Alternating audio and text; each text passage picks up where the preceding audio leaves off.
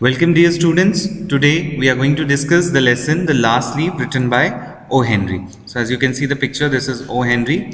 The Last Leaf, as I told you, is a classic story. Sue and Johnsy, two young artists, shared a small flat. The flat was on the third story of an old house.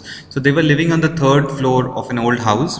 Johnsy fell very seriously ill in November. She had pneumonia. So pneumonia is a condition, as I have discussed, characterized by fever when your lungs are having water in them, and it is basically happens in the cold winters. Okay, she would lie in a bed without moving, just gazing out of the window. She was looking out of the window constantly. Sue, her friend, became very worried. She sent for the doctor. Although he came every day, there was no change in Johnsy's condition. Johnsy's condition was declining day by day, and that was the worry of Sue. Sue was a very good friend. One day the doctor took Sue aside and asked her, "Is anything worrying Johnsy?" Because he thought that something is wrong. He asked her friend that is anything that is on her mind. "No," replied Sue. "But why do you ask?" The doctor said, "Johnsy, it seems, has made up her mind that she is not going to get well. If she doesn't want to live, medicines will not help her." So actually she has been into so much of depression that she has lost her will to live. And that was the concern of the doctor. Sue tried her best to make Johnsy take an interest in things around her. She talked about clothes and fashions, but Johnsy did not respond. Johnsy continued to lie still on her bed. Sue brought her drawing board into Johnsy's room and started painting. As you know in the story that these two are artists, and they make the work of art and they sell it, and that is why, to divert her mind, her friend started talking about fashion, clothes, and because she was not replying, she brought her drawing board so that she could concentrate. To take Johnsy's mind off her illness, she whistled while working. She started whistling so that her friend will feel good. Suddenly Sue heard Johnsy whisper something. She quickly rushed to the bed and heard Johnsy counting backwards. Her friend was saying something. She was looking out of the window and was saying 12. After some time, she whispered 11, then 10, then 9, 8, 7. Sue anxiously looked out of the window. She saw an old ivy creeper. So this is the ivy creeper I was talking about. It looks somewhat like a money plant. As you can see, the leaves are very small in shape. Okay.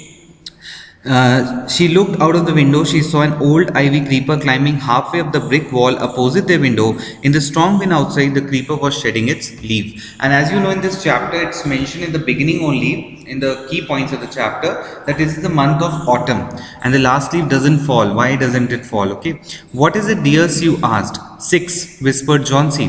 "They're falling faster now. 3 days ago there were almost 100 leaves. There are only 5 left now. It is autumn," said Sue. "The leaves will fall." So she said it's obvious that the leaves are going to fall. Why are you counting the leaves? "When the last leaf falls, I will die," said Johnsy with finality. "I have known this fact for the last 3 days." So she has associated her life with the materialistic thing of the leaf falling. She thought that she's into so much of depression that medicines are also not working on her, and she said that she'll die with the falling of the last leaf. "Oh, that's nonsense," replied Sue. "What have an old ivy leaves to do with your getting well? The doctor is confident that you'll get better." She said that the doctor is confident that you'll get better. But somewhere Sue knew beneath her heart that it is not so. Johnsy did not say anything. Sue went and brought her a bowl of soup. She was such a good friend. She is trying to take care. She is trying to motivate. "I don't want any soup," said Johnsy. "I'm not hungry. Now there are only 4 leaves left. I want to see the last one fall before it gets dark. Then I will sleep forever." She said, "I want to see the last leaf and die." Sue sat on Johnsy's bed, kissed her and said, "You're not going to die. I can't draw the curtain for I need the light. I will not put the curtain because I need the light. I want to finish the painting and get some money for us. Please, my dear friend," she begged Johnsy, "promise me not to look out the window while I paint." She said, "Please don't look out of the window while I'm completing the painting."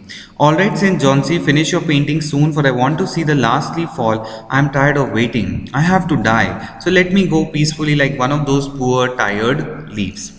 "Try to sleep," said Sue. "I have to paint an old miner. I'll call up Bearman to be my model." Now this is another character of the story.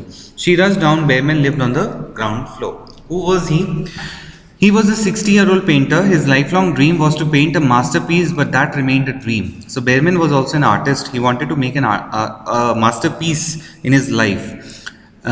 Sue poured out her worries to Bearman. She told him how Johnsy was convinced that she would die when the last leaf fell. "Is she stupid?" asked Bearman. How can she be so foolish? She is running a high temperature, complains Sue. She refuses to eat and drink, and that worries me a lot. So Bearman's first reaction was, how can this girl be so foolish? And then Sue told that she's not eating, she's having high fever, what to do? I will come with you and see Johnsy, Bearman said. They tiptoed into the room Johnsy was sleeping. Sue drew the curtains together and they went to the next room. She peeped out through the window. There was only one leaf on the creeper. So this is the last leaf. It was raining heavily and then icy cold wind was blowing. It seemed as though the leaf would fall away any minute now. Bearman did not say a word. He went back to his room. So Bearman did not say anything. He went back. Johnsy woke up the next morning in a feeble voice. She asked Sue to draw the curtains. Sue was nervous. She drew back the curtains very reluctantly because she was not knowing what to do. So as you can see the picture, this is Johnsy, this is Sue, and they see that one leaf is there. Oh, Sue exclaimed as she looked out of the vine creeper. Look, there's still one leaf on the creeper. It looks quite green and healthy. In spite of the storm and the fierce winds, it didn't fall. So this gives a ray of hope to her that the last leaf has not fallen. Her friend will not die. I heard the wind last night, said Johnsy. I thought it would have fallen. It will surely fall today, then I will die. Again, she is talking about the depressing things. So if you have to write a character sketch, one of the friends, Sue, is very optimistic, whereas Johnsy is very pessimistic, very negative about everything. You won't die, said Sue energetically. You have to live for your friends. What would happen to me if you die? So she is trying to encourage her. Johnsy smiled weakly and closed her eyes. After every hour or so, she would look out of the window and find the leaf still there. It seemed to be clinging to the creeper, as if it has been attached. It is just clinging, trying to be there. In the evening, there was another storm, but the leaf did not fall. Johnsy lay for a long time looking at the leaf. Then she called out to Sue. So she got finally the hope that the leaf is not going to fall. I have been a bad girl. You have looked after me so lovingly and I have not cooperated with you. I have been depressed and gloomy. The last leaf has shown me how wicked, how cruel I have been. I have realized that it is sin to want to die. So she says it is a sin. It is a big mistake. It is an unpardonable mistake to wish to die. Sue hugged Johnsy. Then she gave her lots of hot soup and a mirror. Johnsy combed her hair and smiled brightly. As you can see, she is having the bowl of soup and she is looking at the leaf, and now she is a bit optimistic about her life. In the afternoon, the doctor came. After examining his patient, he told Sue, Johnsy now has the will to live. She has come out of the depression. I am confident that she'll recover soon. Now I must go downstairs and see Bearman. He is also suffering from pneumonia, but I'm afraid there's no hope for him. Although he is 60 years, so age is also a factor. The next morning, Sue came and sat on Johnsy's bed. Taking Johnsy's hand in hers, she said, I have something to tell you. Mr. Bearman died of pneumonia this morning. He was ill only for 2 days. The first day, the janitor is the watchman, the caretaker of the building, found him on his bed. His clothes and shoes were wet and he was shivering. He had been out in that stormy night. What was he doing? Then they found a ladder and a lantern still lighted near his bed. They also found some brushes and green and yellow paints on the floor near the ladder. Johnsy dear, said Sue, look out the window. Look at that ivy leaf. Haven't you wondered why it doesn't flutter when the wind blows? Why does the leaf not flutter? That's Bearman's masterpiece. He painted that the night the last leaf fell. So now they are having a discussion and she's telling that look at that window, look at that leaf. What has happened to that? So actually what happened is Bearman went out in the stormy night. He has painted this masterpiece and this masterpiece has given life to another girl. So this story is actually a story about extreme sacrifice. I hope you like this brief video explanation. If there's any doubt pending, you can please contact me on WhatsApp. Thank you, children.